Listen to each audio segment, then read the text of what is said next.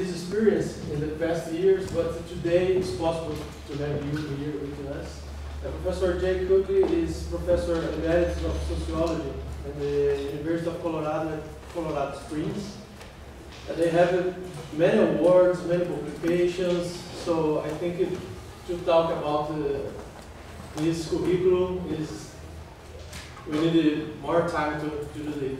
Then I'd like just to introduce Professor J. Coakley. Please feel free and enjoy these days. You and Jay. Bom dia. That may be the last Portuguese that you hear. So I appreciate that you listen to me in English, and I know that for many of you this is a new experience, or a relatively new experience. So I will talk slowly and try to be very clear in my explanations of things. And hopefully, during the 6 times that we meet with each other, today, tomorrow, and Friday, and then next week on the same days, you will be able to ask questions or make comments, sometimes critical comments about the book. Of course, this particular book, you have the PDF files, which, by the way, is illegal. So if the publisher's lawyers would come here, we would all be arrested. But this particular book is very different than the previous editions. And if you find things in here that you would like to discuss or ask questions about, or if you have critical comments, I always enjoy hearing people criticize it, because then I take notes, and if I write it again, then your ideas go into the book. So feel free to make comments. And I know that when English is not your native language, you'll make some mistakes, but that's okay. I'm very patient, and I can help you with your question or your comment, okay? So now, today I want to talk a little bit about the first 2 chapters, about the sociology of sport in general, and then about research and theory in the sociology of sport. And I have for you a number of resources that you can use. It's not necessary that you look at these resources before you come to the session, but afterwards you might want to look at them, because I refer to them when I'm talking with you. And I have a Dropbox where I have all of this material.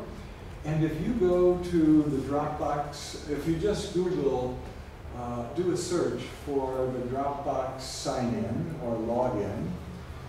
When you go to the login, put in my address, which is Coakley454@gmail.com, and the special password for this Dropbox is UFPR May 15. And each of the resources are labeled, if they're related to Chapter 1, it's 01. And Chapter 9, Chapter 13, or Chapter 13, yeah, it's 13. So there's 4 or 5 resources for each chapter. And some of them are slide presentations, some of them are journal articles, some of them are short things that I've written in the past that help you understand things in the chapter. The slide presentations oftentimes are from previous presentations that I've done. And it may be a little difficult to understand the entire presentation, but there's good pictures, and the English is simplified, because many of these presentations have been made in other countries where they don't speak English as a native language. So I try to be clear. So you can take a look at those and use them in whatever way you want, all right? Except you can't sell. So, so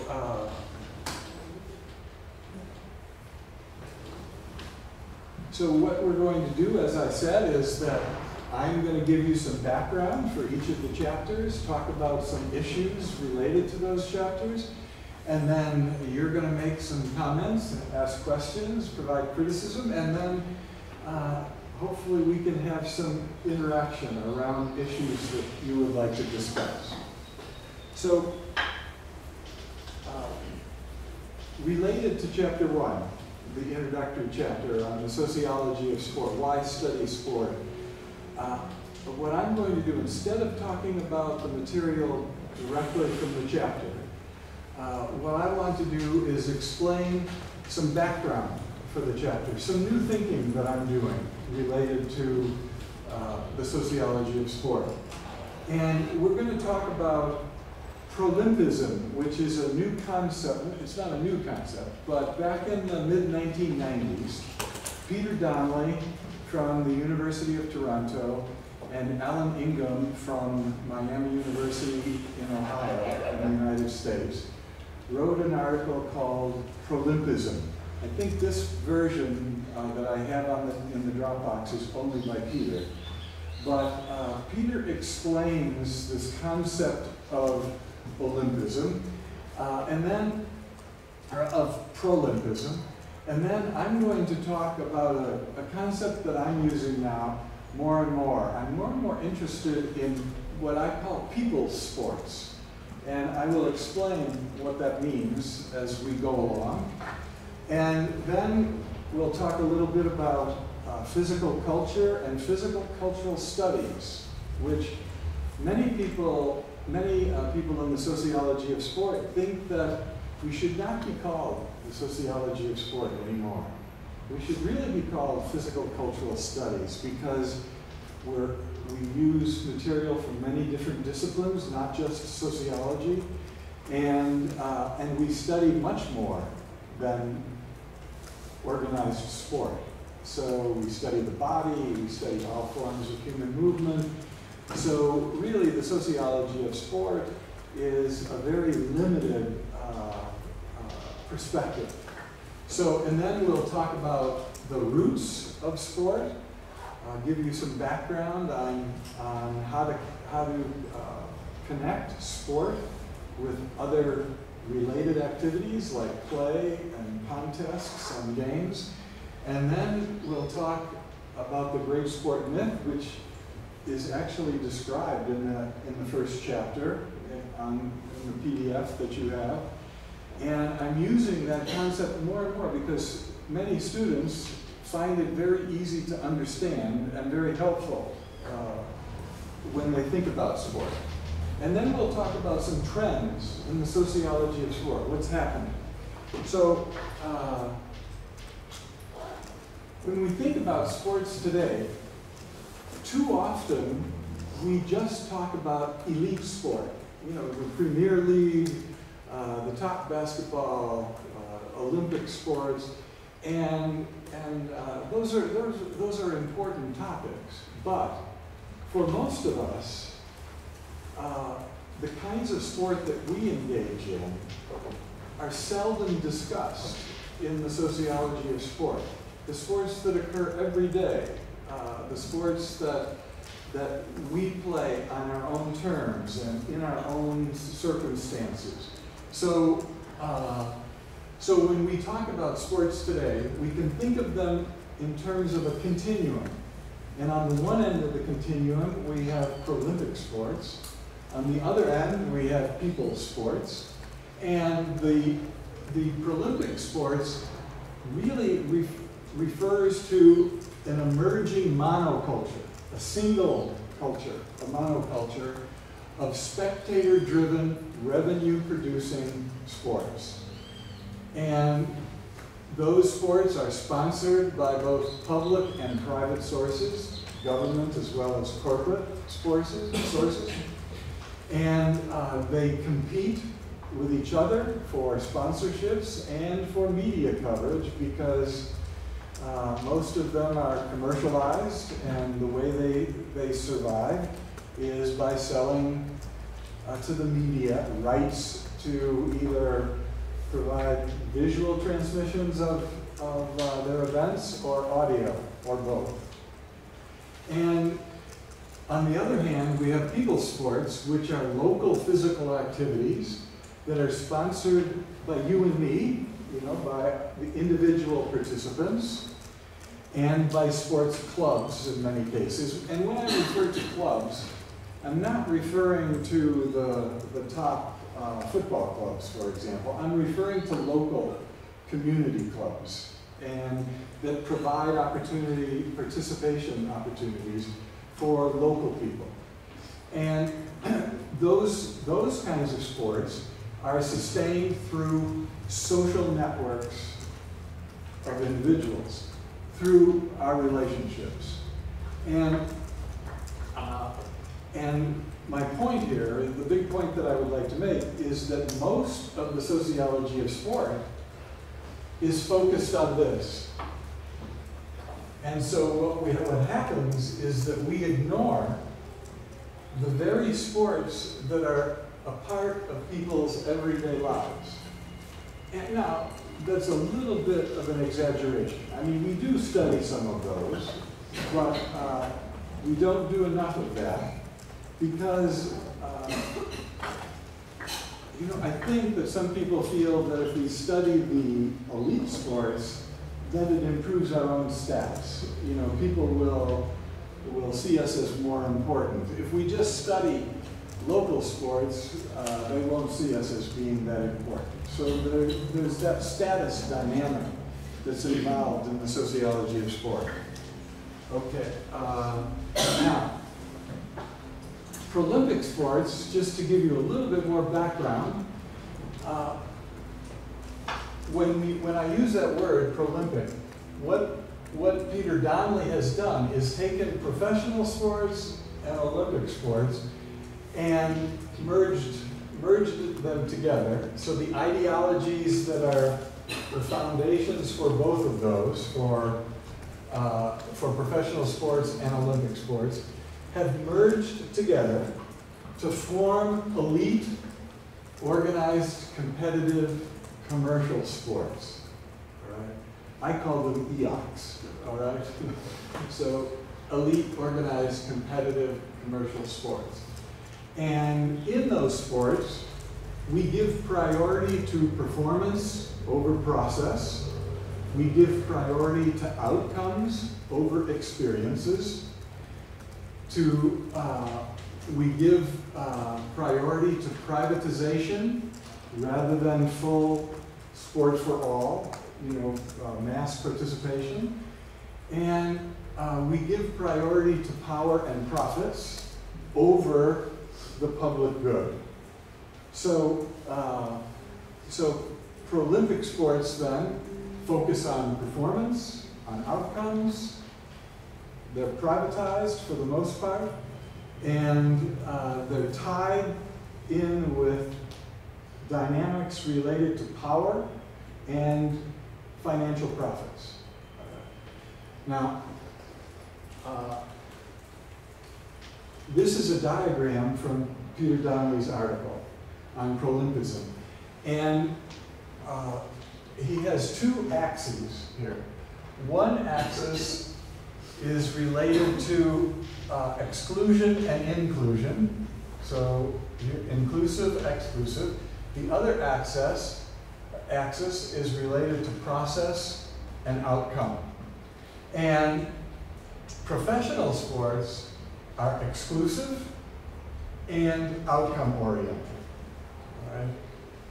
Olympism, and now we're talking about the ideology of Olympism rather than the Olympics itself, all right? The ideology of Olympism is exclusive because it's for top athletes, and but it's more process oriented.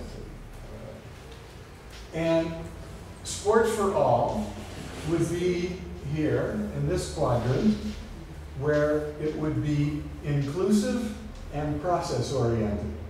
And like the workers, we don't know much about this anymore, but there used to be regular events of worker Olympics, and those events were very process-oriented.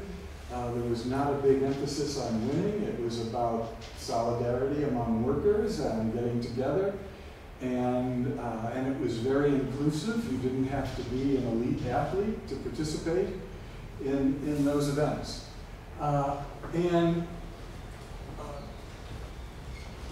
Here, Peter Donnelly says that there's very few sporting activities here because it's hard to imagine activities that would emphasize outcome but be inclusive. All right? So this is logically unlikely to involve many sports at all. Okay, did you have questions on that at all? Is that pretty clear in terms of that? So now the people sports, we're talking about local physical activities, and that would include everything from folk games that you might read about in anthropology articles, anthropology journals, to organized fixtures and leagues, but they would be locally organized fixtures or leagues. Do you use the word, what is the word in Portuguese for a league? A league? Liga. Liga. So, okay. So, and those local physical activities are based on local traditions, and they're maintained as a part of local movement cultures. So, you know, those kinds of sports vary from one culture to another, and they're shaped or modified.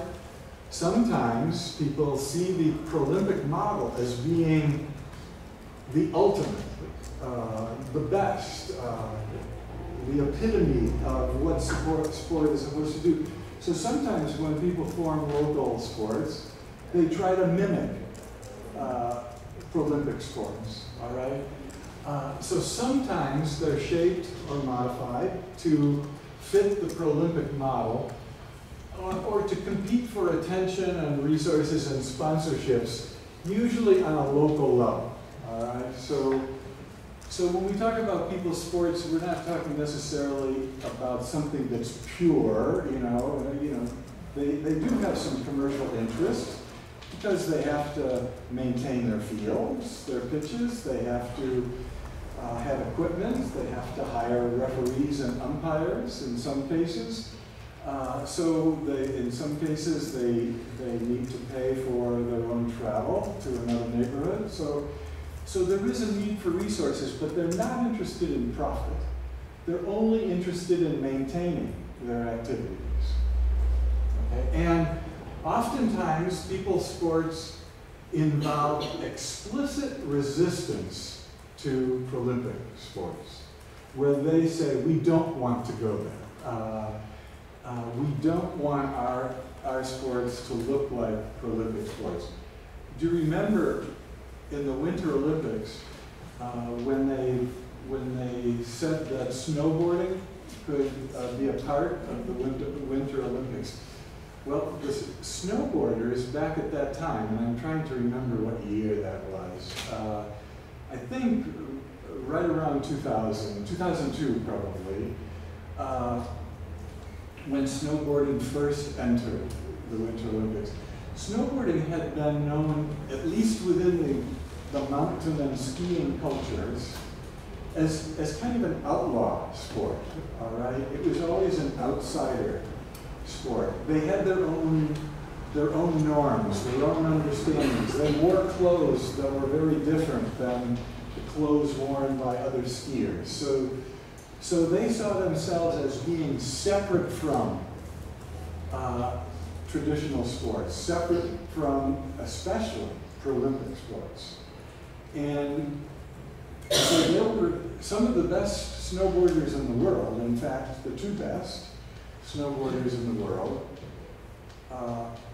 refused to participate in the Olympics because they said once snowboarding adopts the Paralympic model, the whole spirit and culture of snowboarding is going to change, and it's no longer going to emphasize process and inclusion. It's going to become exclusive and product-oriented.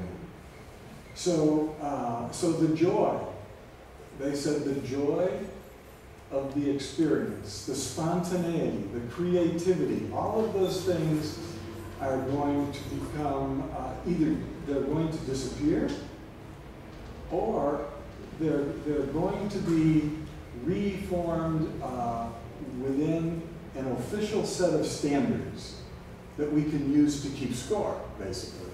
So they didn't like the idea of keeping score. They liked the idea of trying things, expressing yourself, and most of the time you would fail, but sometimes you would succeed. Somebody would have a video, they'd put it online, or in the old days, they'd send it around to their friends, and other people would try to imitate that and expand their experiences and their skills, but that was completely inconsistent with the Paralympic model. So the BMX bikers, similar thing happened. When BMX was incorporated into the Olympics, some of the older riders said, you know, this is going to ruin our sport because now everybody's going to be concerned with official tracks and official obstacles that, you know, in Beijing or Athens or wherever. There's going to be certain approaches to scores and records, and so everybody is going to be focused on the outcome, and we're going to forget the pure enjoyment of the process. So, but those were the older BMXers. Many of the younger BMXers said, oh yeah, we're going to be on television, we're going to be in the Olympics. And so they bought into the Paralympic model and said, it's not that we don't care about process or about inclusion, it's just that I want to be in the Olympics. And that will be a goal. And once we're in the Olympics, then everybody will be able to see us, and then more people will want to become involved in BMX. Okay.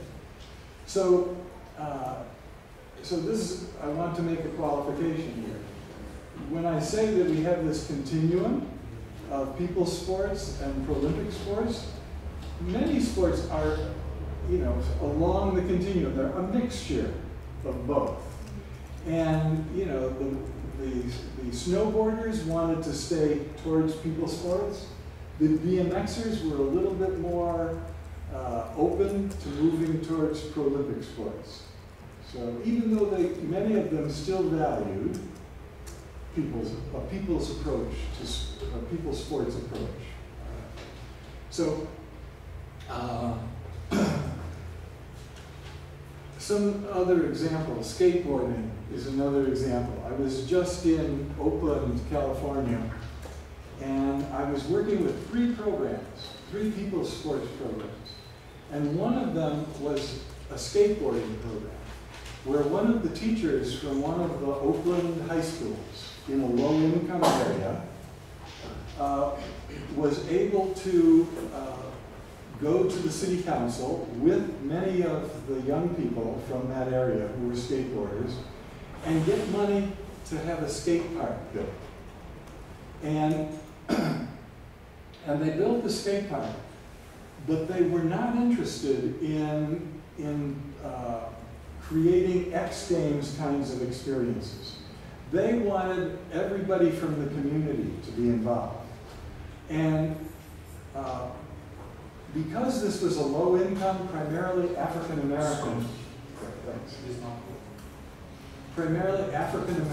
area, where many of the young men before they got to be 30 years old, you know, were in jail, they were dead, if they could, they would move out of the area. So many of these African American neighborhoods in big cities in the United States have a shortage of men. In fact, the ratio is about 75 men for every 100 women. Now, just imagine what that would do to a culture, because there wouldn't be enough men for the women, there wouldn't be enough fathers for children, so you would have men. The men who did stay would have multiple sex partners. They oftentimes wouldn't take their role as father as seriously as they might if they just had one partner. So the person who did these skateboard parks wanted to keep men in the neighborhoods. So they were getting old shipping containers. You know, the big containers on the shipping boats and on the lorries and the trucks. They were getting shipping containers, and they were bringing them to the skate park, and they were making production facilities for skateboards. So they were making their own skateboards. They had artists who would do the designs on the skateboards. You know, they had people who, they brought in engineers and other people to help the young people learn how to make skateboards according to very precise specifications. And then they would sell those skateboards, not just at that park, but in retail stores. And they would have a special kind of attractiveness because they were locally made, and you could meet the artist and those kinds of things. And that would help generate income in the local neighborhoods. And they did not want their skateboard park to be used for X Games things. They wanted it to be very inclusive. They wanted children to come in. They appointed mentors for the younger children so that they could protect them and make sure that they had space and bowls and the tracks and the curves and edges and all of the things that were in the skate park. So they resisted the Prolympic model. And there was another program, a sport program called Futbolistas. And it was a group of women, Latina women, mostly from Mexico, who had gotten together politically. They were very left-wing. In fact, they had formed a football club called the Left Wing Football Club. But they called themselves Futbolistas. And their goal was to get their own young people involved in football so that they wouldn't be roaming the streets. And they worked. The person who started this is now getting her PhD at the University of California in Berkeley. She had been a professional football player from Chile to begin with, and she got $300,000 from USA Soccer to build a soccer pitch, and with beautiful turf, good fencing around, nicely protected. A shelter for people, and they ran local leagues and local games mostly for young people, but not only young people. And the field became so popular that now they have a difficulty scheduling because there's so many people that want to use it.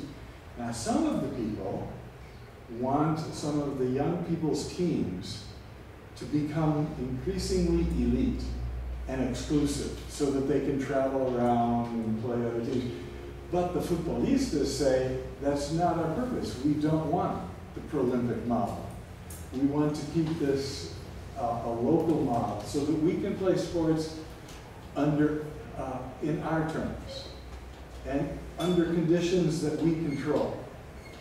But this is a battle going on now in this club. So there were a couple of other local people's sports organizations that I worked with too, but I want to explain them now. But I wanted you to understand that some local people's sports resist a pro-Olympic model, and purposefully resist it.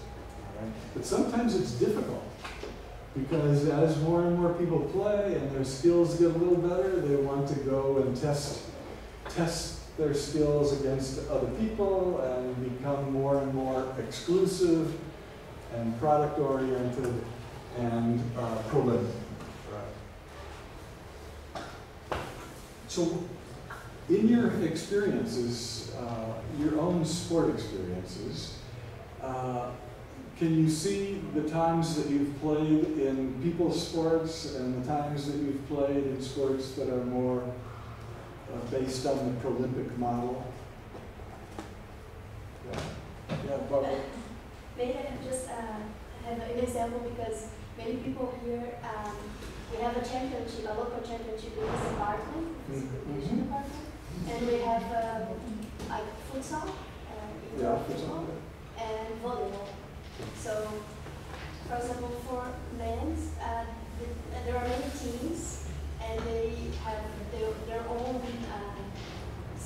shirts and all the uniform. Very similar. For example, the Sociedade, we have a shoe that is like green, like they are, you know. High fashion. Yeah, exactly. And we have also the women's championship, which is usually like girls wants to play and get together, except for some who is here. Her team is the university team, so they are very, very, like, all the players are high. Yeah. And we just are studying here and trying to play some football, you know. Yeah. So we lost 9-0 last match. But just to show that, for example, men's are very oriented to like pro-Olympic in this case, and volleyball is nice because it's mixed teams. So it's interesting to see how inside the department, in the physical education department, we have these models in the same idea of championship, but in some cases more pro-Olympic oriented or more people's sports. As the examples that we Yeah, the Prolympic model, if we use the terminology of sociology, is hegemonic. In other words, it's the dominant model in most cultures. And people's sports are a counter-hegemonic phenomenon. But there's always a tension. And sometimes that tension is manifested in your own local programs, where some people want to be more Prolympic oriented, and some people are more oriented towards people's sports and process and having a good time and being with friends, and the other team elbowing and, you know, and scoring as many goals as possible, and that's a problem. And there's many local leagues have that tension in them, and on university campuses, in local communities. My daughter is a football, soccer player, and when I left on Sunday, she had just gone, I got a phone call as I was going to the airport. She blew out her ACL, her LCL, and her meniscus, all in one accident. So now she needs to have surgery, but she's a 47-year-old soccer player, and she's been playing since she was 4 years old. But she's a people sport person. But she plays in some of these adult leagues. Some of them are all women, some of them are men and women. And some of the teams in these leagues have a Prolympic orientation. And it's very it ruins the game for her, because people are engaging in heavy physical contact, and she's saying, wait, you know, I'm a mother, you know, this is not the way I want to play sport. I want to play people's sports, not Olympic sports, okay? So, meanwhile, the 25-year-old who just played soccer in college says, well, then don't play here, old lady, you know, go away. So we're interested in the Prolympic model. So there's that tension in a lot of situations.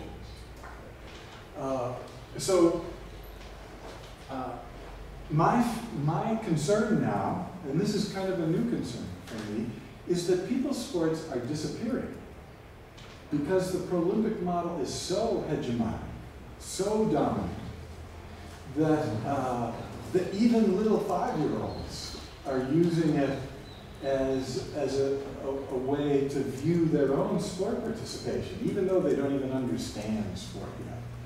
So, but the only image of sport in their head is the Olympic model. They have never had an opportunity to engage in a pure people's sport activity where they make up the rules, you know, they choose the sides, they enforce the rules, they make exceptions, they have little do-overs and little handicaps so that they can be inclusive, so that the little kids can play with the older kids. And when they learn to cooperate like that, as they get older, they will be more ethical competitors because they understand that competition rests on a foundation of cooperation. But when little children are introduced to competitive sport before they've learned to cooperate, then they don't understand why the rules exist. They've always had referees to enforce the rules. They haven't had to enforce the rules. And when they're 12 years old, they're very difficult because if they can get away with breaking a rule because the referee won't see it, they'll do it. They're concerned with dominating their opponents rather than playing with their opponents. So we in the United States, we start our children so young in competitive sports that the people's sports model has never been a part of their experience. They've never learned about the cooperation that's needed for sports to exist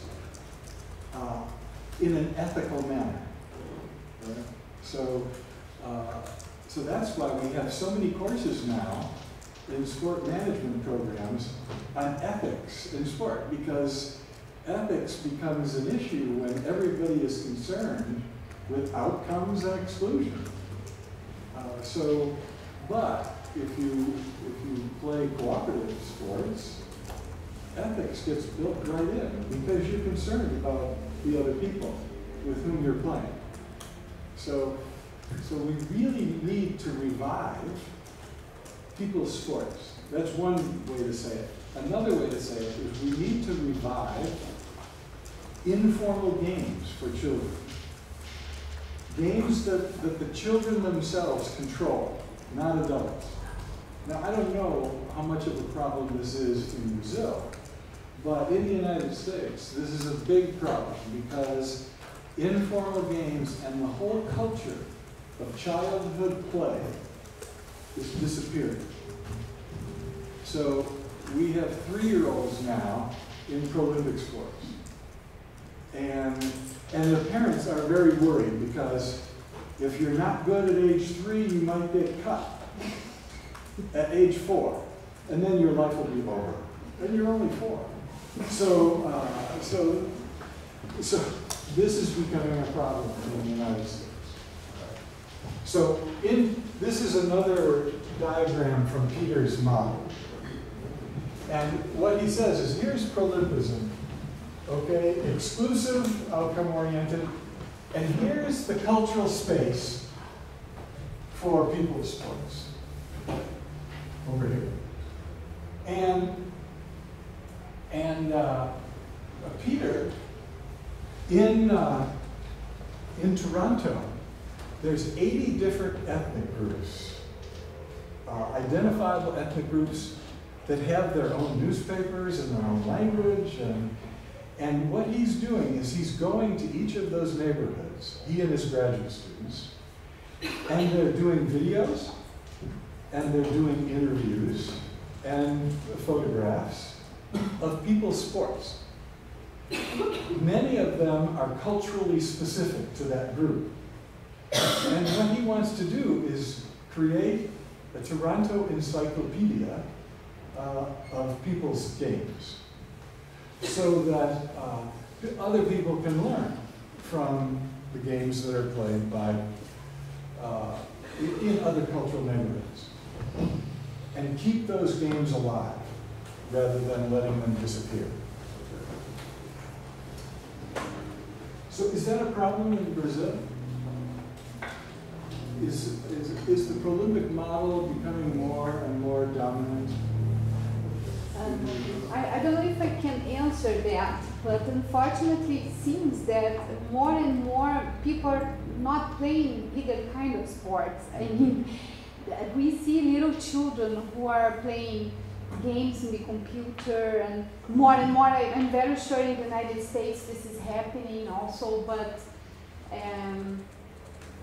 I think it's true what you were saying, but it seems that now the culture is going very much towards virtual sports than real sports. I don't know if is this a trend there yes. too? Yes. And it's really, really hard to get kids into sport programs. Yeah. I have this difficulty I had with my kids, now they love it, but in the beginning I almost had to force them to do it. Yeah. Now they love it. Yeah, there's many, the consequences of the hegemony of the Prolympic model are really pervasive. And one of the consequences, I think, is exactly what you're talking about. Many children, like I have 3 granddaughters, and one of the granddaughters loves Prolympic sports. You know, she plays football, she plays rugby, she likes to compete, she likes outcome orientations, but the other 2 don't. And they play in organized soccer, in youth programs, but they were so prolifically organized that they quit. They said, this is no fun. And I think what's happening is they love video games. And I say, why do you like video games? Because they say, we can play them when we want. They're under our control. Mom and Dad don't tell me I'm doing it right or wrong. There is no referee blowing a whistle. There's no coach telling me to run over here and run over there. This is my game. And my point is, what we've done is we've taken the Prolympic model and we've imposed it on children. And children don't like that, really. I mean, there are some who become successful, and maybe they like certain kinds of physical activities. But many of them want to do things on their own terms, in their own time, with their friends, under conditions that they control. Now, first of all, parents are fearful if they allow their children that freedom, that they're either going to do something destructive, kind of, do you read the book Lord of the Flies in Portuguese? It's about Lord of the Flies. It's a great novel about young people who are on an island, marooned or shipwrecked on an island. And the whole thesis of the book is that if you put a bunch of young people together, they're going to destroy everything. You know, young people are basically animals, and they need to be controlled. They need to be put in cages. And So there's that orientation. Parents think that their children might destroy things, and they're also fearful that someone might exploit their children. And of course, the local news tells them that children are being kidnapped. You know, I don't care where it happens. In Slovenia or Siberia, the local news in Colorado will find an example of a child being exploited or kidnapped or something bad happening. And every parent who's watching the news says, oh my gosh, I can't let my child go outside because the world is dangerous.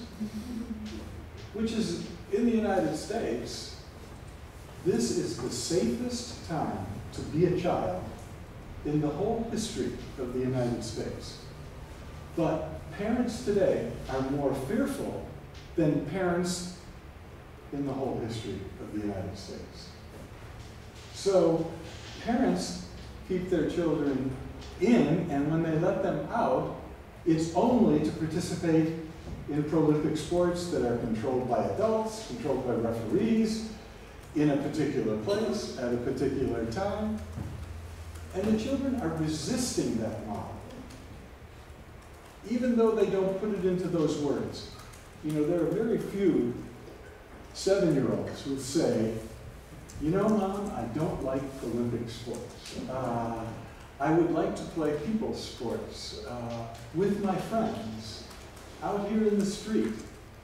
And they don't say that, but that's one of the reasons, I think, not the only, but one of the reasons why they play the video games, is we have not allowed children to be children in terms of freedom of movement, where they can make up their own games. You know, first of all, and I'm getting carried away here. First of all, if you want to teach 7-year-olds how to play soccer or how to play baseball, they don't have the cognitive and social abilities yet. If you've read child development literature, Piaget and others, they don't have the social cognitive abilities to understand a multiplayer competitive game with opponents. Because in order to understand that kind of a game, have you ever taken a social psychology course where they talk about symbolic interaction, or George Herbert Mead? He had a concept called taking the role of the other. In other words, putting yourself into the position of another person and looking at the world from that other person's perspective. Now, a 5-year-old can do that with their mother. They can kind of take the position of their mother. Like, you even see it with a 3-year-old. They go to reach for the TV and they say no to themselves. And they're taking the role of their mother or father who has said no, 50 times. So they say no, and they're starting to control themselves based on the standards of their mother. Now, it's not until that child is about 12 years old that the child can put himself or herself into the roles of many other people all at once.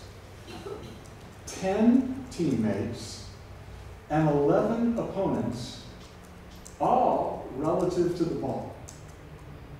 So if you're playing football, to really understand football, you have to be able to think in terms of your 10 teammates, the 11 opponents, all relative to the ball. Now that is difficult. And there is no 9-year-old in the world who can do that. But we force that model on 9-year-olds. They don't understand it.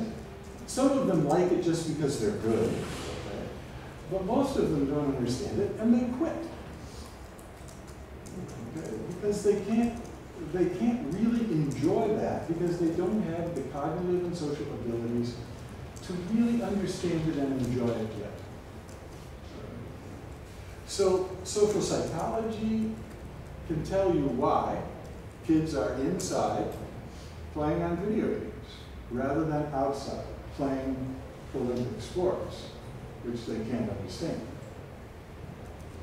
So when I go to a children's soccer game in the United States, all of the parents on the sideline are yelling at their children, "Where do you belong? You're out of position. Get back in position." But see, they don't understand position because position changes depending on where the ball is, where your 10 teammates are, and where the 11 opposition players are. So we have 21 roles plus a ball that's changing. So we have 21 changing roles that that child has to understand in order to play soccer really in a fully engaged way. They can't do it when they're 9 years old. So I say we play 3-on-3, okay, in small spaces. Everybody touches the ball. There's no positions. There's no goalie, a goaltender. It's just the ball and the kids kicking. And you do that, then they develop a love. And when they have the love, then you can give them the structure. Because then they have the motivation to put up with the boring drills, the boring parts of learning a game at a high level. So I got off track here. So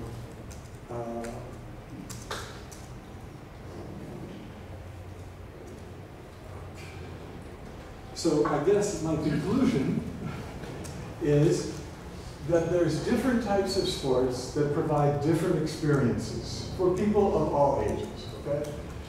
And they have different kinds of social outcomes as well. You can't say sport creates social integration. My question is, what sport?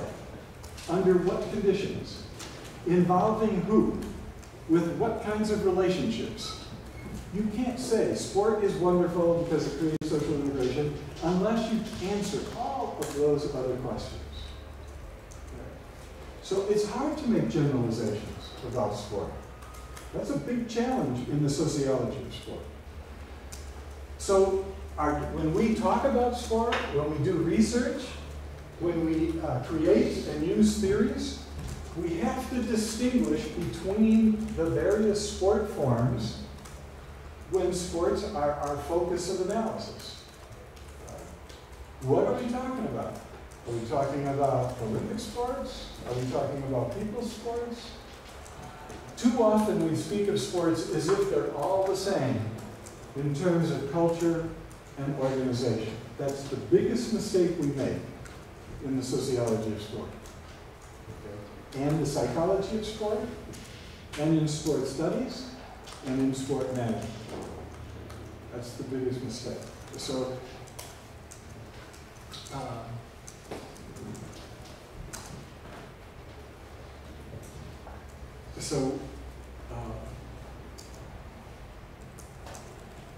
I want to stop and give you a chance to kind of catch up, and if you have questions or comments.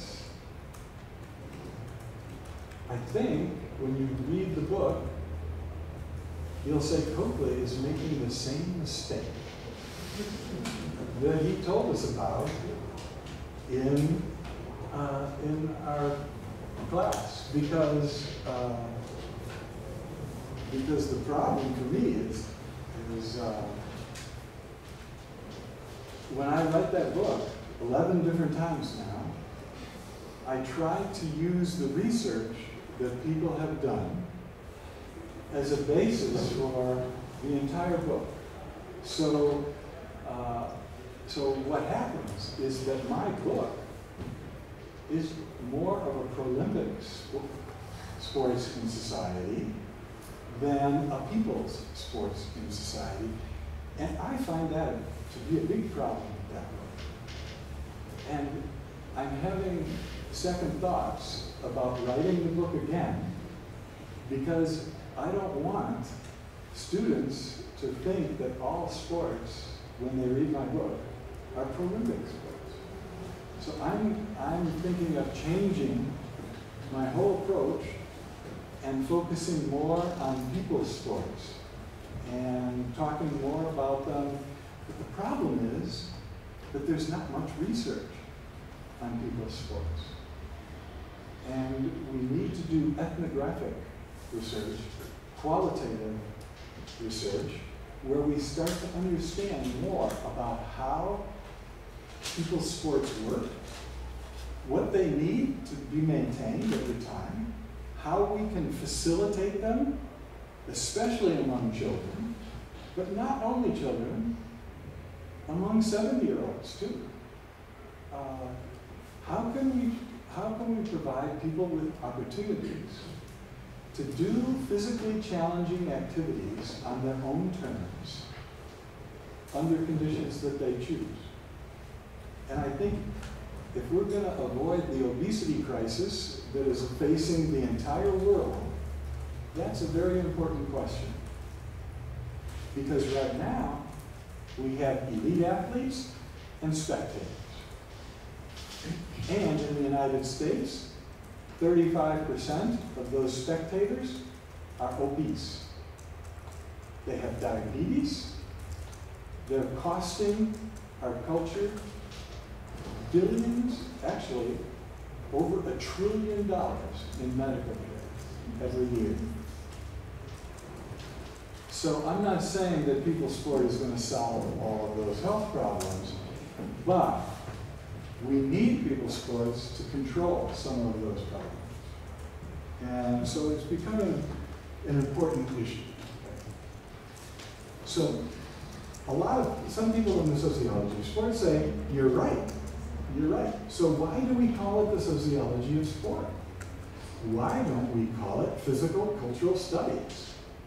Because that's really what we need to focus on. And, already, if you look at the Sociology of Sport Journal, or the International Review for the Sociology of Sport, or some of the journals, now, Brazil, I'm not familiar with all the journals in Portuguese, but my sense is that in Brazil, there's a little bit more tendency to cover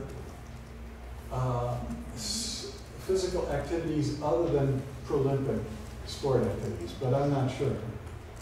But if you look at the Sociology of Sport Journal, which I was the founding editor for that journal, you see that we study many aspects of human movement and the body.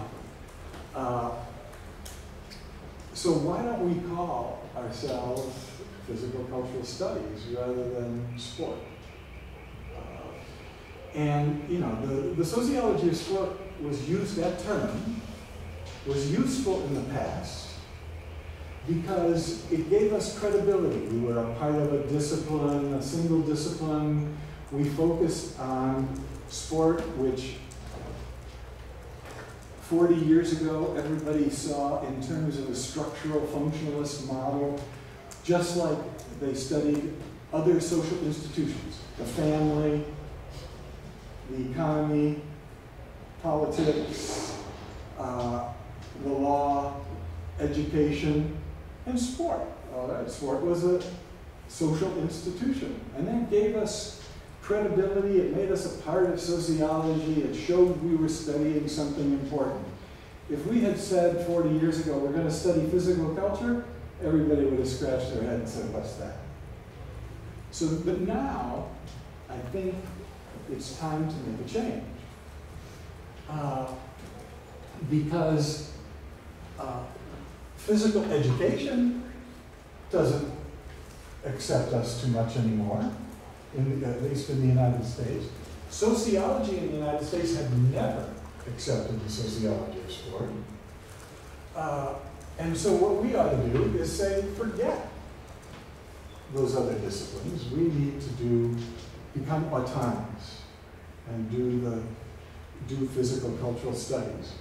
Because we already use theories and concepts and methods from multiple disciplines. But, as Donnelly will tell you, Fernando, Dora, there are major problems in doing that because we are already part of a university structure with this kind of with this terminology, and if we were to change it and separate from sociology and physical education, the administration would say, we don't have funds for that. Bye-bye. So, you know, there's a political issue. So we go to human kinetics publishers who publish the Sociology of Sport journal, and we say, we want to change the name to the Journal of Physical Cultural Studies. And they say, no way. We have subscriptions, we have libraries buying this, and if we change the name, we have to start all over. So we can't do that. So then we said, in our meetings, we said, well, maybe we should start another journal. But it is difficult to start another journal because you don't have impact factor ratings that, you know, all the faculty want to know, you know, how the journal is rated before they submit a public, you know, manuscript for publication.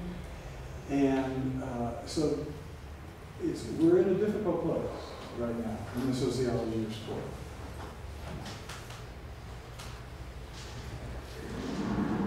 So maybe I won't talk about this very much. This used to be a part of Chapter 1, but it's no longer in Chapter 1.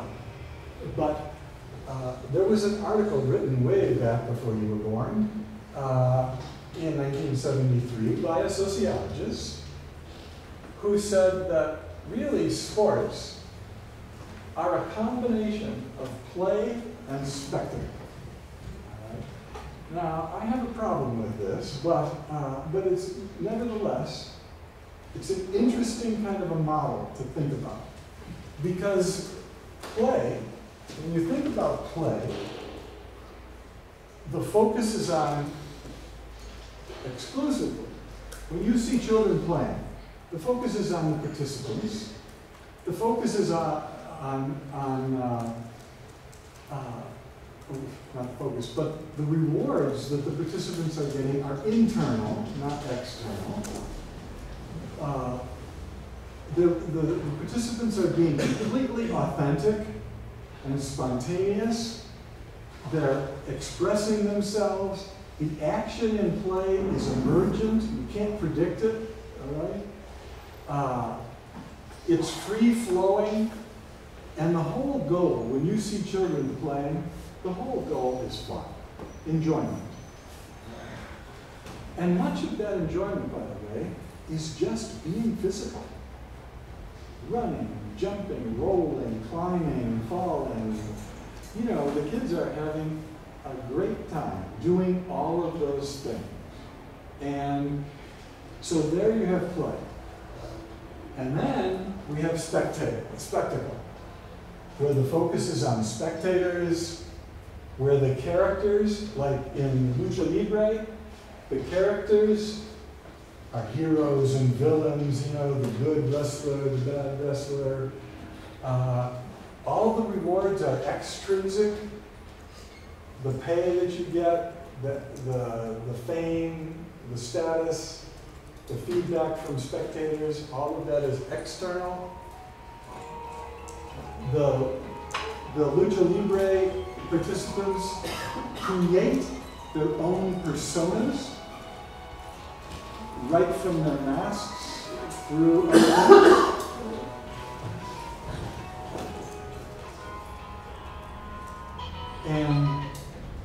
and we have scripted drama in a pure spectacle.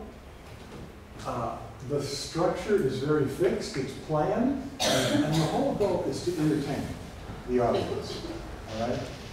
But in the middle, between play and between spectacle, you have sport, where you have a combination of both of those. So you merge play and spectacle, and you get sport. And that's what Gregory Stone said in this article. It's an interesting article.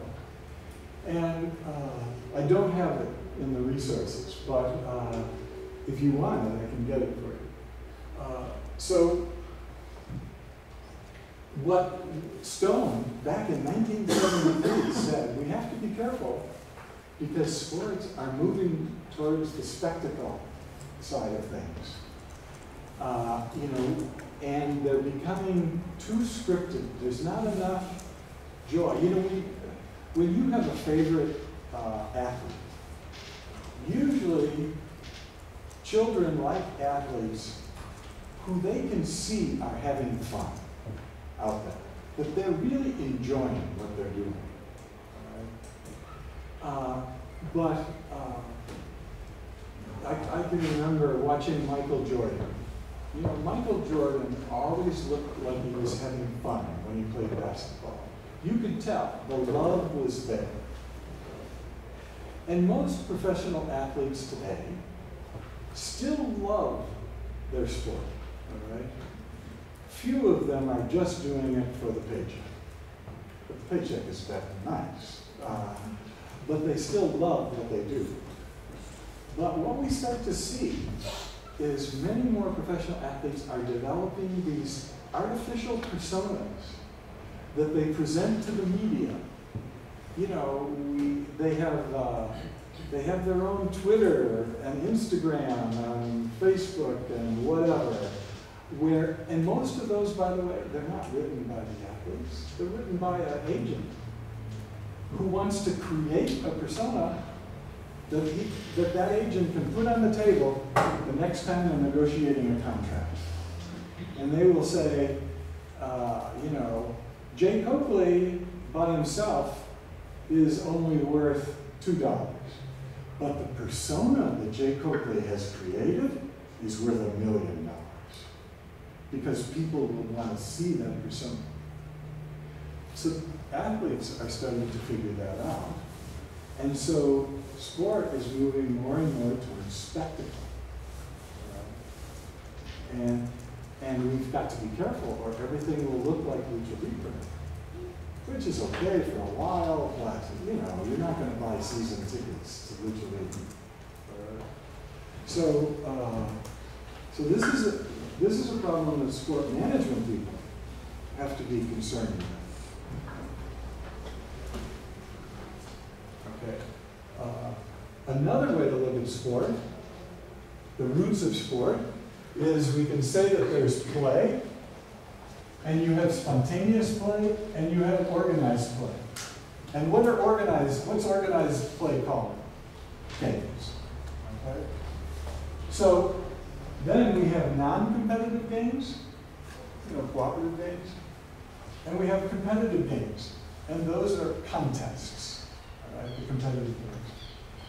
And we have intellectual contests like chess, and we have physical contests like sports.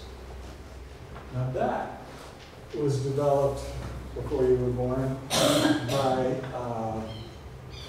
Alan Gutman, an historian and an anthropologist, kind of.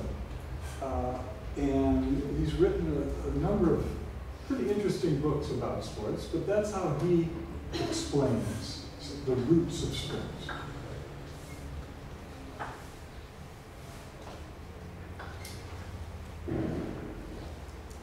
Whoops.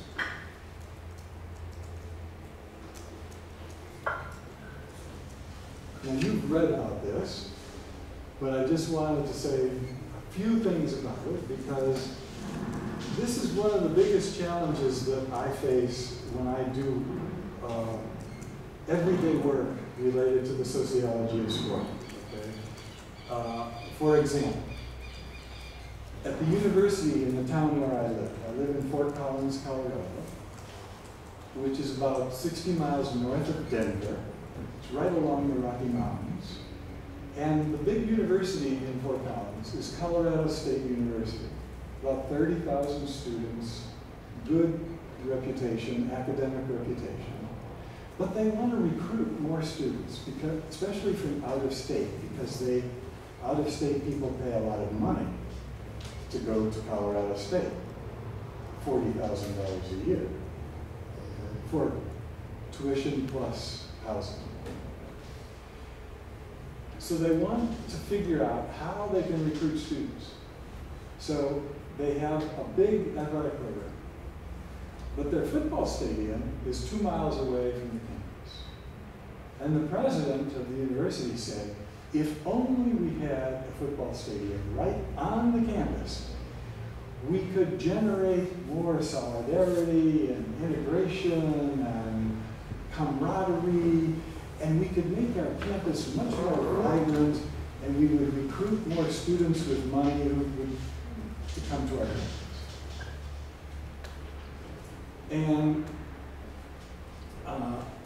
And I was part of a group that was saying we ought to keep the old stadium, which is on a beautiful tract of land by a big reservoir, and we ought to make that whole area a destination lifestyle sport or alternative sport destination, all right?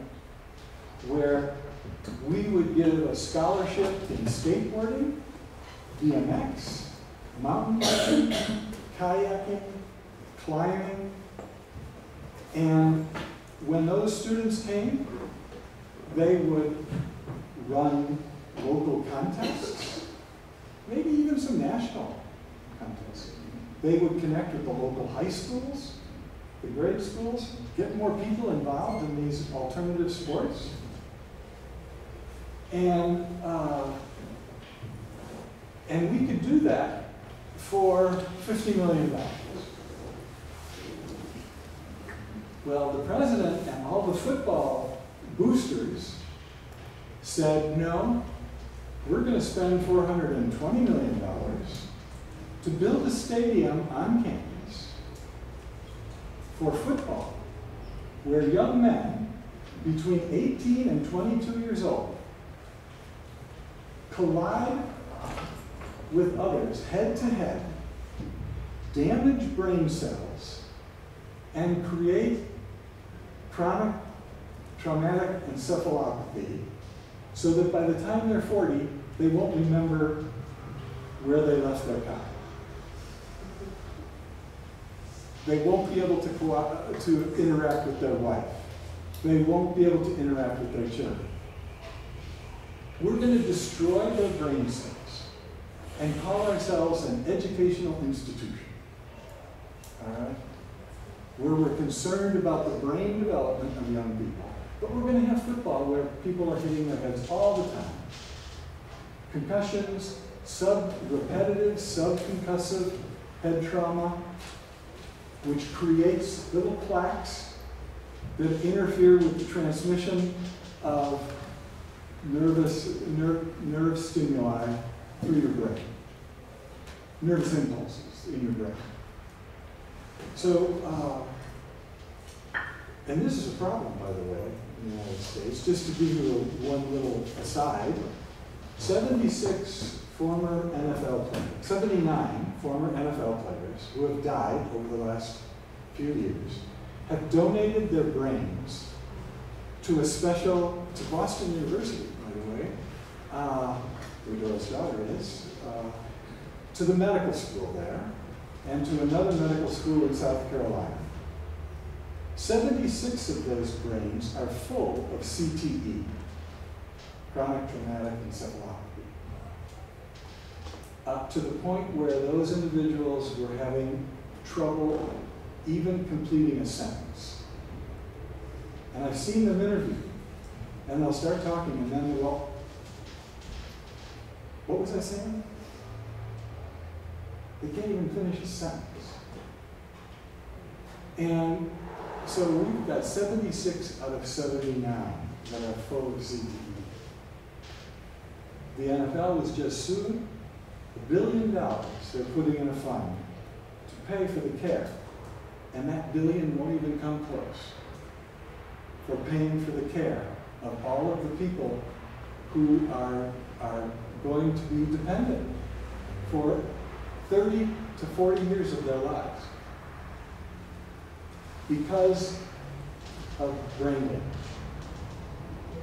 So we're having this in Colorado Springs. That was just that. Okay, so I say what we ought to do is raise questions about the assumptions that the president of the university is making.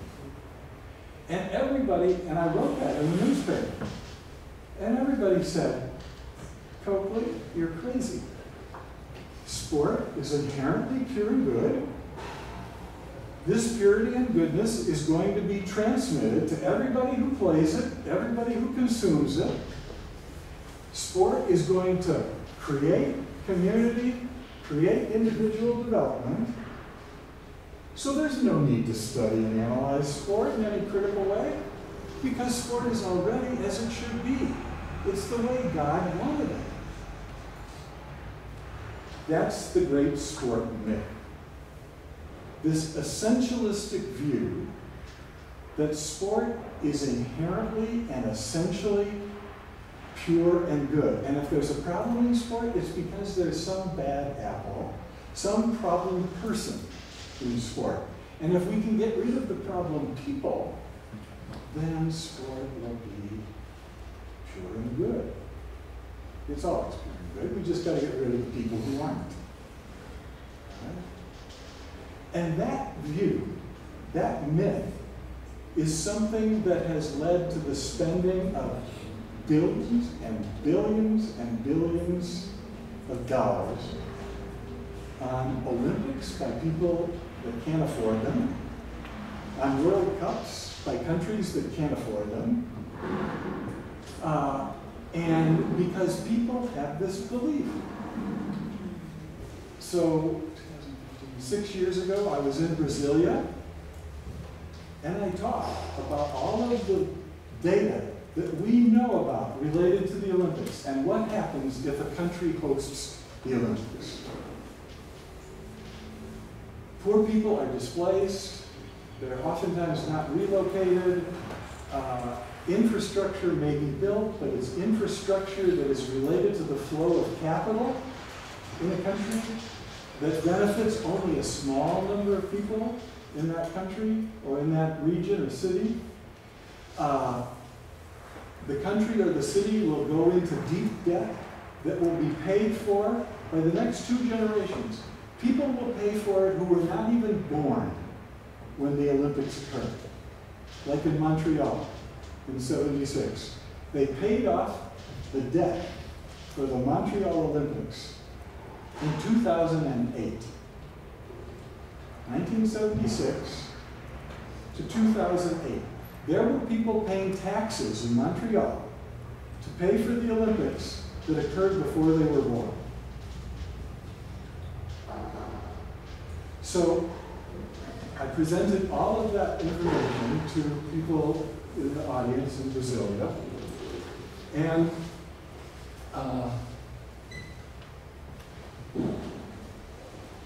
right after me, there was, I think he was an economist from the University of Sao Paulo, and he was working for the Brazilian Olympic Committee, and he brought in the film. Now, when I say the film, everybody has an 8-minute film. It's full of flags, it's full of the faces of athletes, it's full of pictures of medals, it's full of all of these positive things.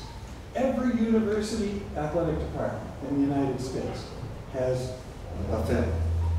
Every football team at every university has the film. They show it to their recruits and their parents. And it brings tears to your eyes, literally. The U.S. Olympic Committee, you go visit Colorado Springs at the Olympic Training Center, you go into the theater on your tour, it's the first stop. You see the film. And people come out, they have handkerchiefs, the tears are coming down. they're ready to give their first child to the Olympics. All right? Because sport is so pure. It is so good. It is so wonderful that sport will just develop everything and make all of the problems go away. That's me. Well, that economist showed that film, and people cried. And then he talked about the legacy of the Olympics. All of the wonderful things that all the people are going to enjoy. And after he was done, it was like Coakley never existed. You know, the myth had replaced the facts. The myth had replaced the studies. The myth had replaced everything that we know after years and years of research about the Olympics. And every Brazilian in that room was ready for the Olympics. All right. So now you know more about this story than I do, but that's, Brazil is going to spend, I don't know how many billions of dollars on the Olympics. And I don't know who's going to pay for that, how it's going to be paid for over time. You know, the Sochi Games, $52 billion of public money, about 25 to 28 billion of which disappeared through corrupt business practices to the cronies of Putin and the big owners of construction companies and developers and other people. Basically, the people in Russia have a debt of $52 billion that they have to pay off. Athens, similar, although Greece is broke. All right? And if you look at the pictures of the Olympic facilities, they look like they were built in 1920. I mean, they're all destroyed. There's no more, you know, kayak course is empty, the cement is all broken apart. You know, all of the things that they use, the main stadiums, there's weeds all over, nobody uses them, but people are still paying for them. Because of the myth, the great sport myth. So that's one of the things that we have to take into account when we study sport, is that people are going to resist any information that might criticize their belief in the myth. Now, I'm not saying sport's not good. I'm just saying that sport comes in a lot of different forms. It has different consequences depending on a lot of different factors.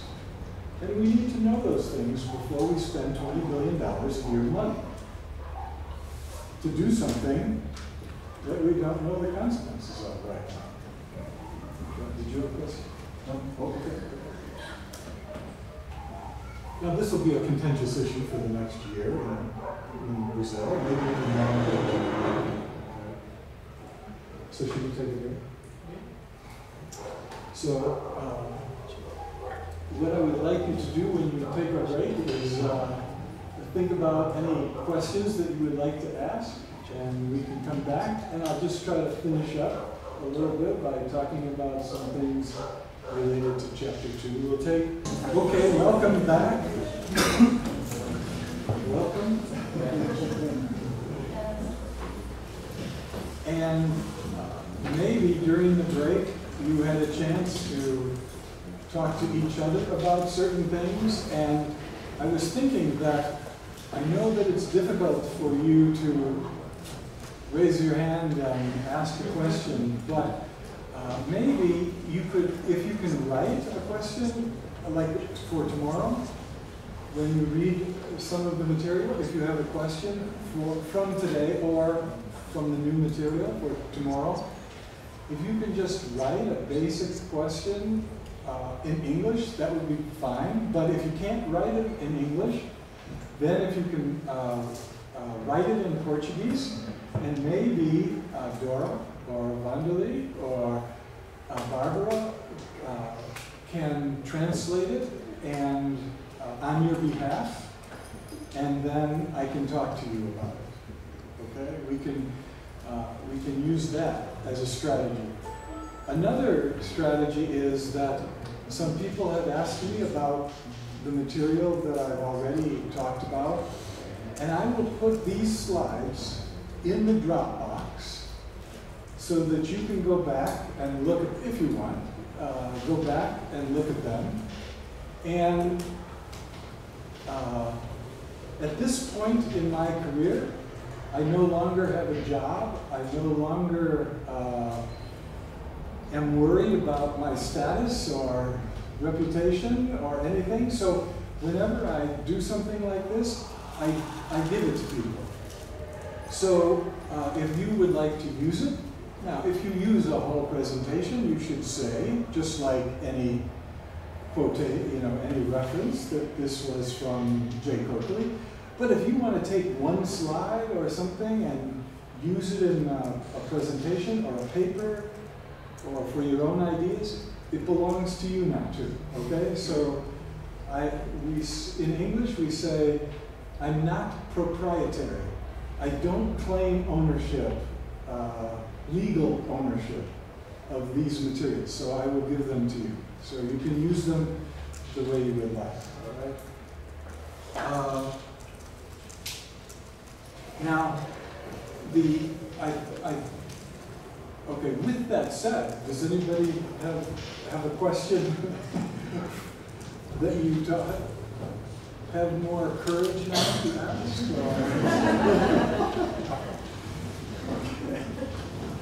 Okay. Because when I say things, my things are coming mainly from my experiences as a person born and raised in the United States. I've been to many other places, but many of the things that I say don't fit exactly with Brazil. So, and I would like to know that. So if you can write down the questions related to that, give them to Dora or Donnelly or Barbara, and then we can talk about it. And then I can learn from you. So, so one of the main points in Chapter 1, just to summarize, is that when we talk about sports, we're talking about social constructions. In other words, sports are created by people through interaction. You know, sports don't come out of the sky, you know, from the supernatural. Human beings create sports. And that's an important, it's a simple point, but it's very important because if human beings create sports, that means they can change sports. And so now, when we create sports and when we change sports, like anything we do, we're influenced by social, political, and economic conditions. We cannot escape those. But if we know about them, sometimes we can wiggle around them, all right? We can do things that are new and creative if we understand how we're being influenced by the world around us. Then we can say, wait a minute, I can do something a little bit different. I won't be influenced, okay? And we can create new sports, we can create new changes. So, and as social constructions, sports are part of the world, the social world, that is created by people as we interact with each other under particular conditions. So that means that sports are not static activities, all right? They don't exist once and for all time. They change over time. And so I'm 71 years old, so I've seen many changes in my life with sports. So I know they can be changed. Now the changes that I've seen, some of them I don't like, personally. And some of them I think have some problems associated with them, and that's what we've talked about already. the movement from play to spectacle, the movement from people's sports to Paralympic sports. When we know about those things, maybe we can slow changes down, maybe we can create new kinds of activities that will get young people involved and provide them with a source of joy and pleasure and good physical experiences, all right? Ricardo asked me a question at the break. He said, I don't understand in Peter Donnelly's diagram, you know, with the exclusive, inclusive axis, and then the process and product or outcome axis. What exactly is process? And process is the doing, okay? The doing of sport, the experience of sport. There's a great book I think it's been translated into many languages, and it's called The Flow Experience by oh man, I can't remember where he's from. His name is Mihaly, Csikszentmihalyi, and he talked about flow in sport. And flow means that the challenge that you face in sport fits exactly with your skill level. So that you have to focus, in order to do it, you have to focus completely on it. You have to become immersed into the experience. And this is not a good example for you, but in Colorado, it's a good example. When I would ski, I never learned to ski as a child, but as an adult, I learned to ski. And there were certain slopes, certain ski runs that were designed just for my skill level. But in order to do that, in order to ski down, I had to really concentrate, I had to focus, and in some cases, I became so involved that the skis were like part of my body. Some people who play tennis say the same thing. It's like the racket is part of your arm. And everything during the flow experience slows down. And you know, you're just part of the experience. You're part of the mountain. You're part of the court. All right? And those flow experiences are the source of tremendous joy for people. And I remember playing basketball. I played basketball through most of my young life, and played basketball in college and some semi-professional. But I remember playing basketball in the park with 3 against 3, and we would become so involved in the game that people would stop and they would say, "What's the score?" You know, we were having so much fun. We were so involved in the game that we forgot that there was a score. We forgot what the score was. And people would say, okay, let's call it tie, and then, you know, we'll start keeping score again. Okay, so, but we were having a flow experience. And that's one of the things that we want to help young people experience, so that as they get older, that memory will keep them involved in sport, even when sport becomes difficult. So that memory for me became very important when I was playing basketball in college, and the coach was making us run, you know, from one wall to the next until we threw up, until we vomited. And this was not fun. But why did I do that? I did it because I love basketball. And after we did all of that training, the endurance training, the sprints, and all of that, and we were all laid down, we were dead tired, and you know what we did 15 minutes later? We went to the gym and we started playing basketball. Because we loved it. So that's what we want to do, is have that memory inside of young people. But that's difficult to do.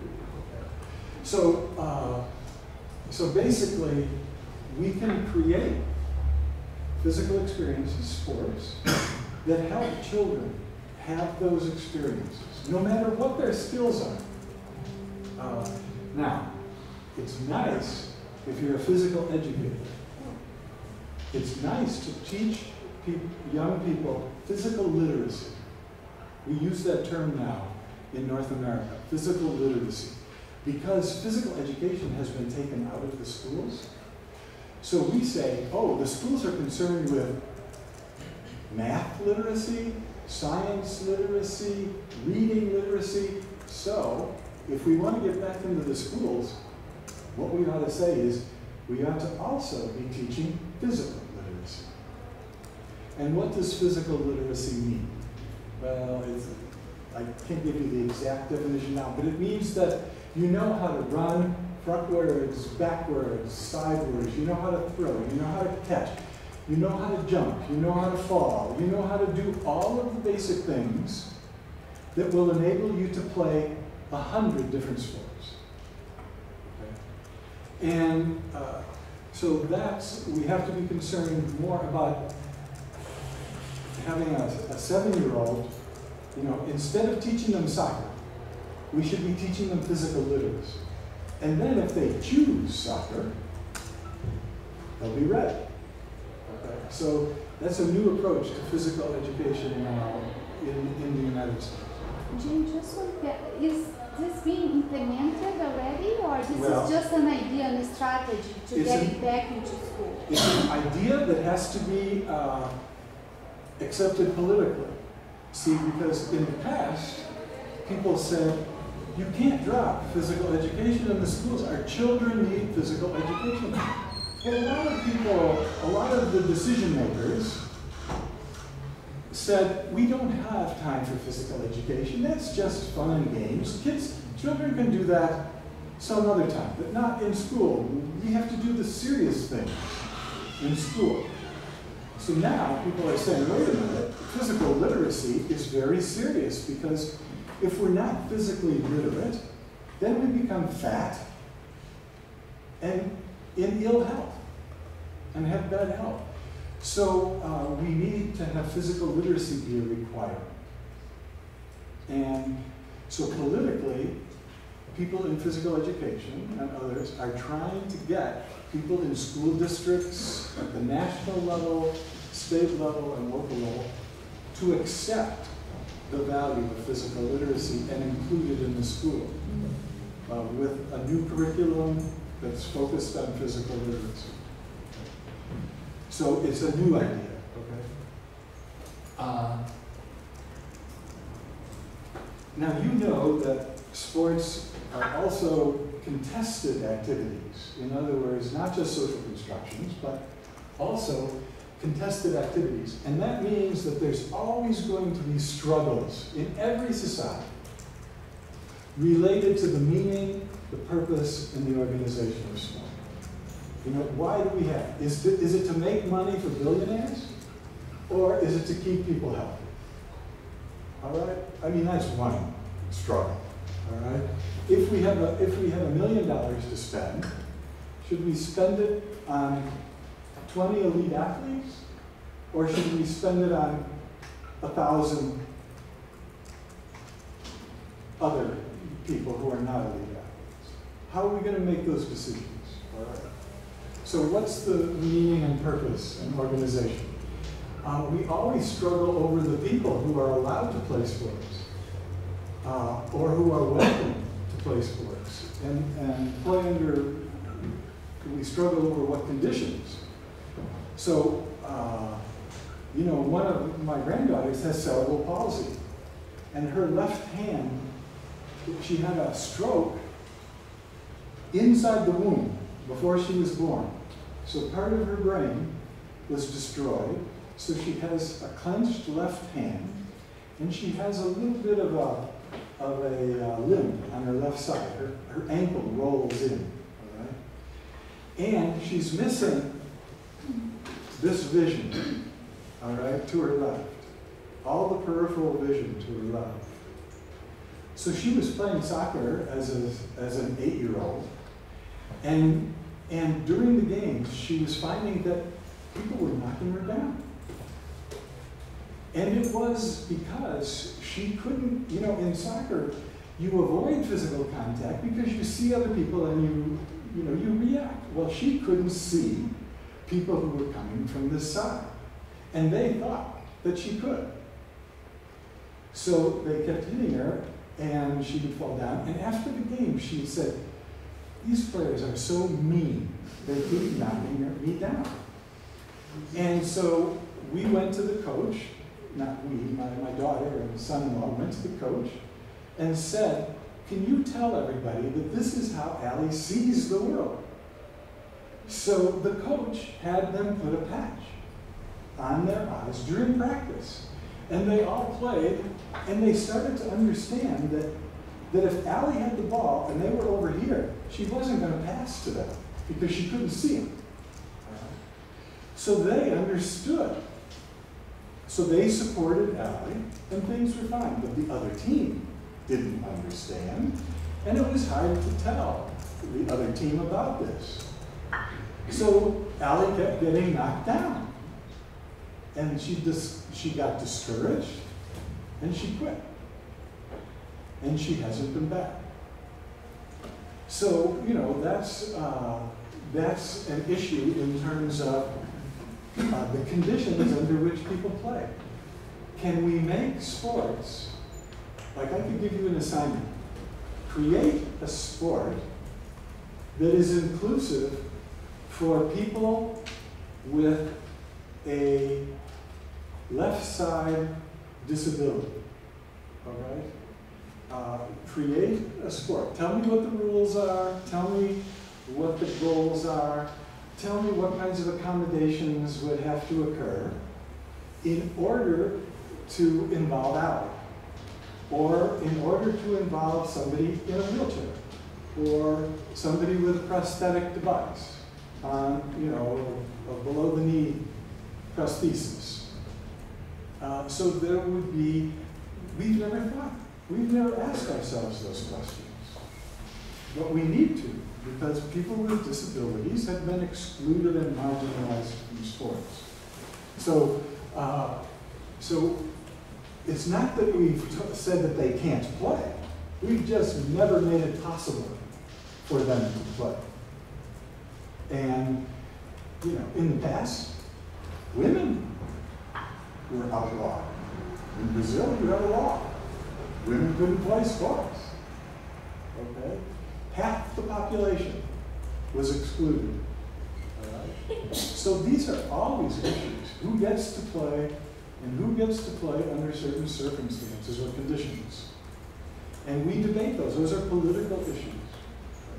And they still exist today in different forms. And then we struggle over how we're going to get support. Corporate support, government support, personal and family support. In the United States, for youth sports, it's almost all family support.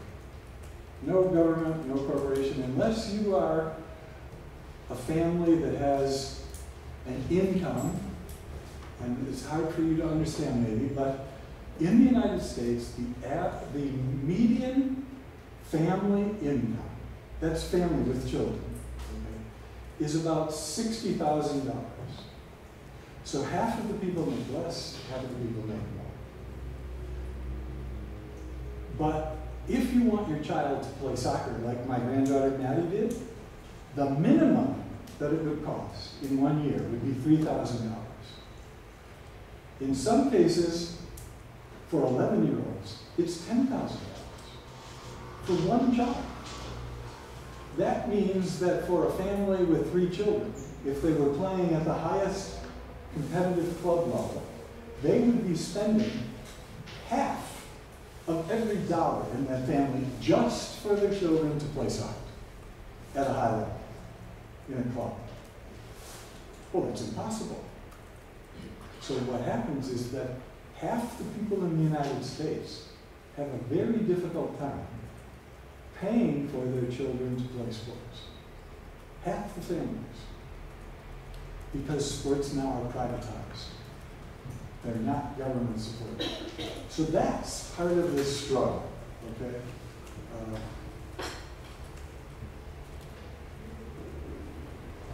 Now, one of the problems that we've talked about is that the sociology of sport, when we do research, we create controversies sometimes because we find things that people don't like to hear. And sometimes our research provides evidence that suggests there is a need to change the organization of sports or the organization of society.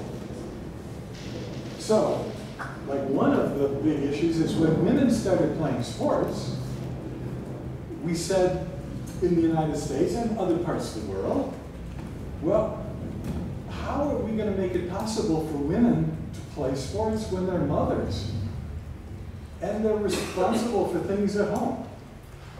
Well, one of the answers is we need to change how the family works so that fathers share some of that responsibility so that the mother at 6 o'clock at night can go and play sport with her friends in a league, in a local league. And the father cooks dinner and keeps it warm so that when she comes home, she can sit down and he can give her dinner. Well, a lot of men don't like to hear that. So, because we're saying that if you want women to play sports, we've got to change the way gender relations work in the society. And people say, oh, wait a minute. You know, I like sport. Changing gender relations? No, no, no, no. So that's an issue. The same thing happens with disability. So now in the United States, we have the President, Obama, his Secretary of Education, Arne Duncan, wrote a letter to every school in the United States and said, you better start having sport participation opportunities for all your students with disability, or else the federal government will pull money away from you. Now, we're not going to do that yet, but I'm just giving you a warning. Well, there's no panic yet, so nobody's doing it, okay? So sooner or later, the government will maybe say, okay, we're going to have an example, we're going to pull some money away, and then all of you will start thinking more seriously about your students with disabilities. Because right now, students with disabilities are invisible. They hide their disabilities, or they withdraw from normal social interactions so that we don't see them.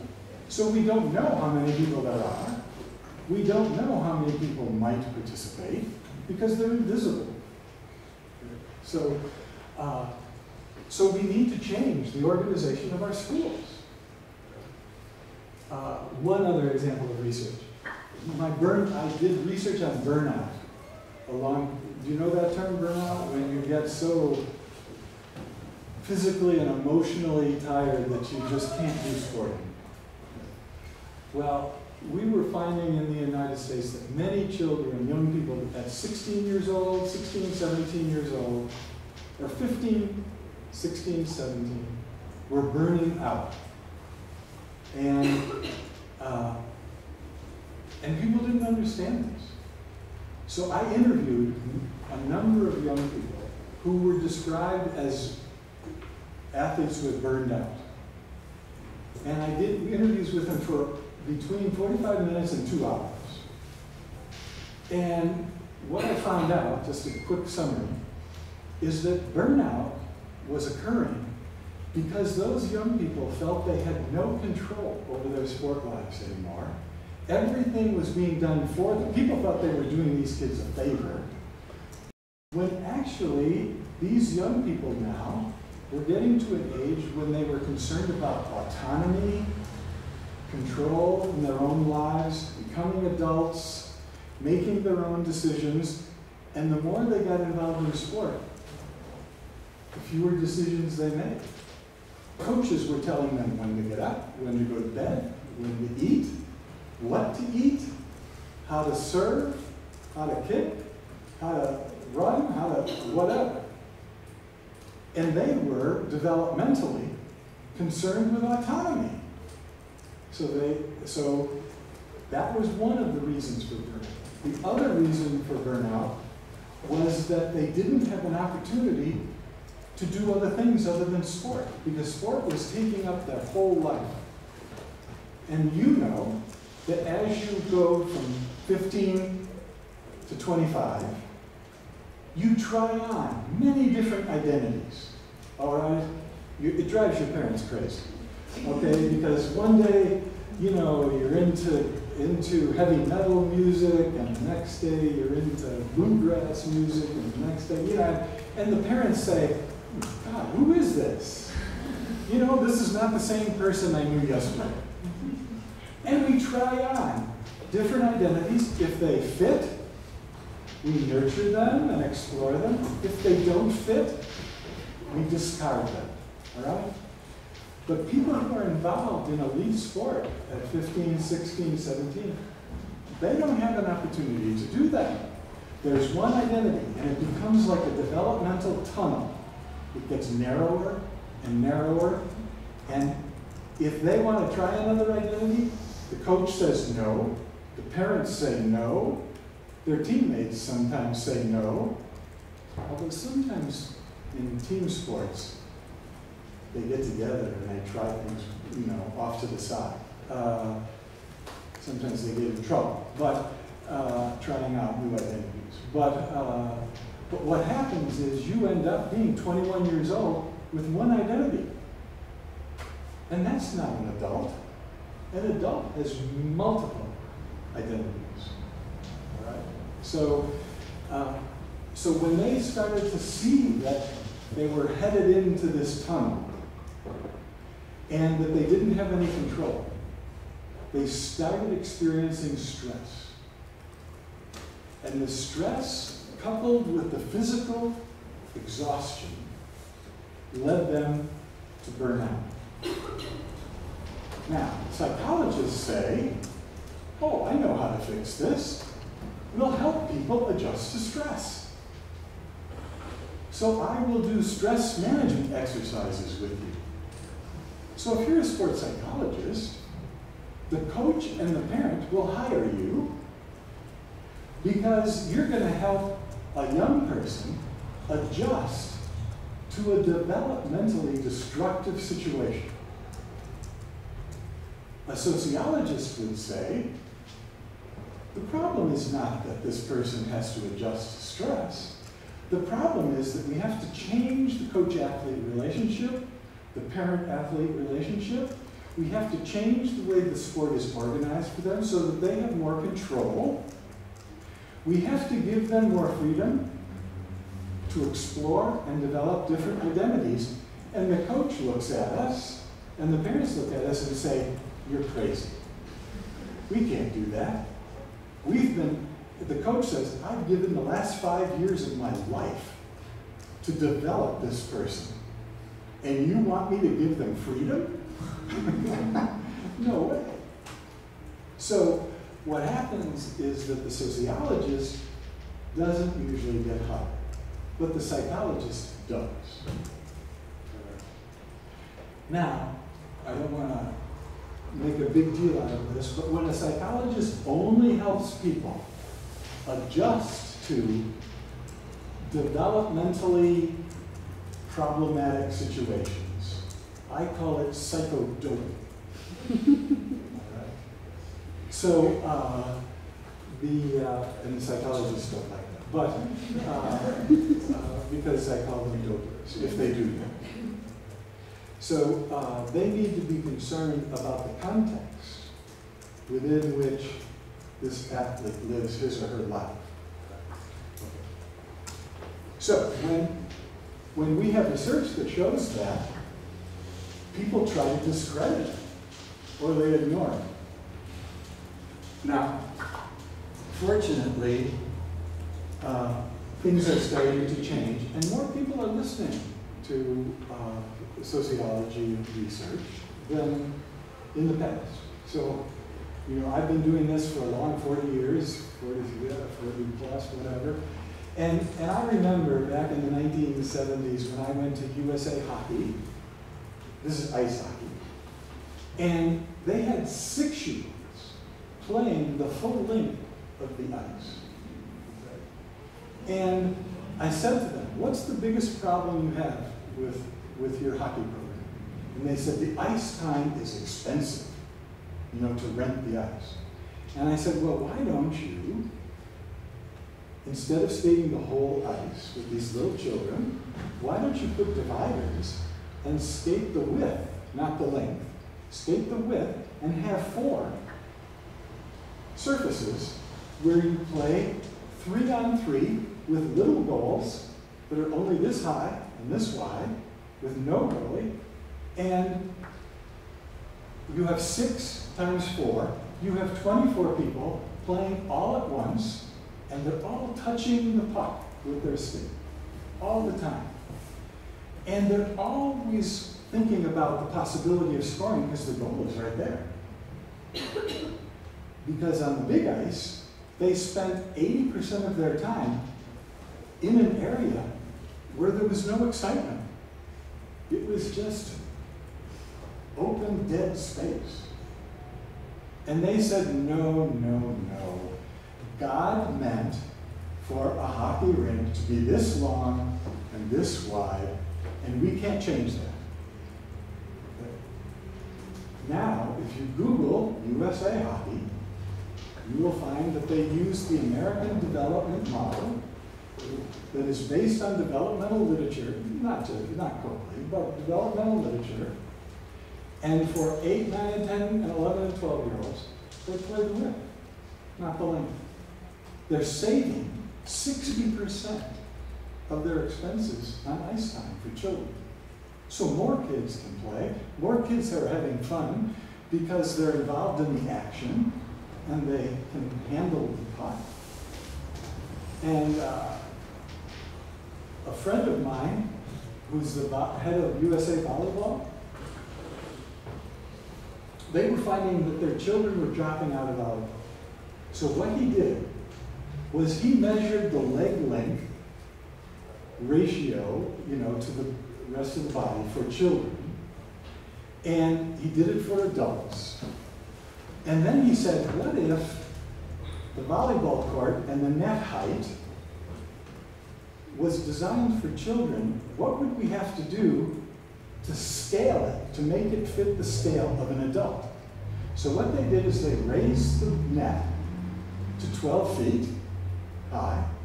They made the volleyball court twice as long and 50% again as wide, and they set it up in a park. And they had all the USA Volleyball coaches come, and they gave them a ball like this. And they said, go play volleyball. And the coaches looked at this high net and this big court and this big ball and said, we can't do this. And John Kessel said, I demand it. This is part of the seminar. So they went out. They couldn't get the ball over the net for the serve, except if they had to hit it a new way. You know, the players were so spread out, they couldn't use any of the strategies that they accepted in volleyball. They couldn't spike because nobody could spike over a 12-foot net. The whole game was changed, and so after they played this for 15 minutes, he had them talk about the experience. And he said, would you want to come out and play this tomorrow? And they said, no. And he said, well, that's what you're making your kids do. Because that's how they see the net. That's how they see the volleyball court. That's how they see the ball. So unless you scale it down to the kids. And then they said, well, yeah, but they'll develop bad habits. No, they'll develop a love of the game. And if you love the game, you can learn it. And you're not going to develop bad habits. You're going to develop basic skills. And the coaches just had a hard time thinking about this. So we did that with ice hockey coaches. But we couldn't do it because there was no inside surface that we could make long enough. So we went out on a lake. And we made a hockey rink the size that it would look to a 7-year-old or an 8-year-old with the adult coaches. And they went out there. They could hardly see the goal at the other end, you know? And they said, well, this is ridiculous. And the Hockey Federation people said, you're right. We finally decided that this is ridiculous. So we're going to play this way, you know, with our kids. And you can see the diagrams. If you Google USA Hockey, ADM, American Development Model, you'll see the diagrams for the different ages. So the hockey now is age appropriate, if it's a USA Hockey league. Okay. So, social research and theory related to sports are important to people now, more important to people, because first of all, a lot of people expect officials to base their decisions on evidence. And they expect coaches and administrators to base their decisions on evidence and base their policies on theories that make sense. And some of those theories are sociological. Not all, but some. And also, they're demanding more transparency and accountability from officials, at least in some places. So they want to know why you're making decisions, how you're making those decisions, what evidence you're using, what theories you're using. And as we move more and more towards that, sociological research is much more likely to be accepted, even when it's contentious. So the things that I said in the 1970s, and people got up and left, now they listen to it. And they are actually doing it in some cases. So there's been some changes in the field. Okay. So we're just about done here.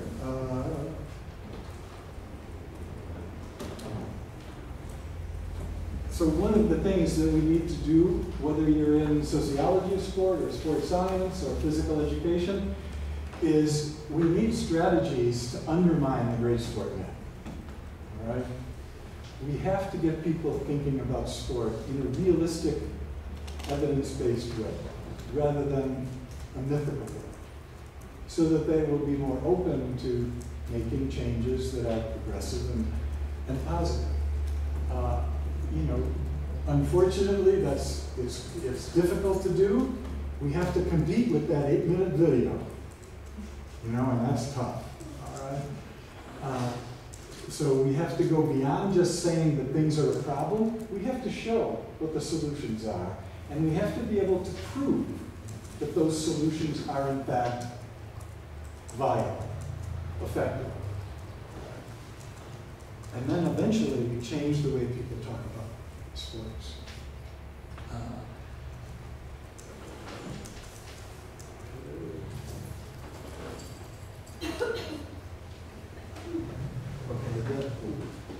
You've heard the name Pierre Bourdieu, I think, maybe. And Bourdieu said that sociologists of sport are doubly dominant, both in the universe of sociologists, because the sociologists don't accept them, and in the universe of sport, because people in sport don't accept them. So the sociology of sport is disdained by sociologists and despised by sports people. And he said that in 1978.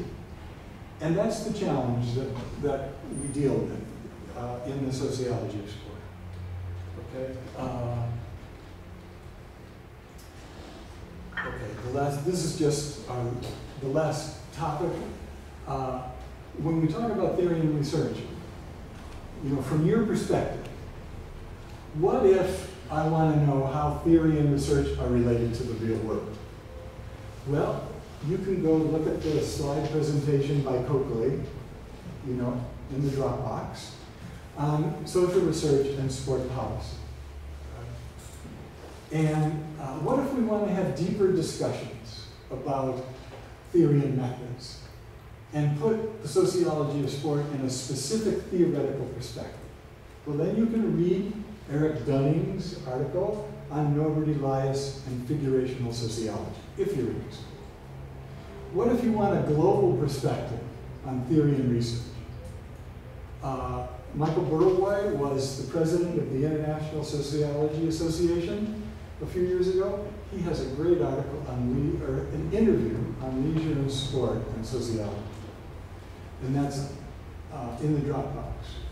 What if you want to know what's happening in the cutting edge in the sports sciences? You can read Henning Eichberg's article on movement studies in the natural sciences and cultural studies. Okay. If you want to think about theory in connection with Brazil, then you can read the article about Elias in Brazil by the faculty from here, Vanderlei and his colleagues. So that's in the Dropbox. And if you want a real example of how research is used to study sport-related issues, you can read Richard Giulianotti's article on risk, which is a really interesting article nowadays, especially with the earthquake in Kathmandu. You know, there were fathers whose children now are fatherless, whose wives are husbandless, because they wanted to take $25,000 and run off to Nepal and climb Mount Everest, even though there are risks.